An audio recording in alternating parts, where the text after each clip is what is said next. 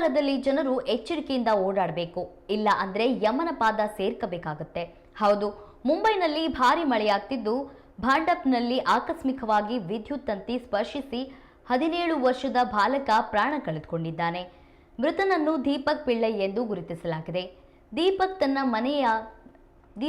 ಮನೆಯ ಕಡೆಗೆ ನಡೆದುಕೊಂಡು ಹೋಗ್ತಿದ್ದಾಗ ಹೈಟೆನ್ಷನ್ ವೈರ್ ತೆರೆದಿದ್ದ ಮೀಟರ್ ಬಾಕ್ಸ್ ಅನ್ನ ಕಂಡನು.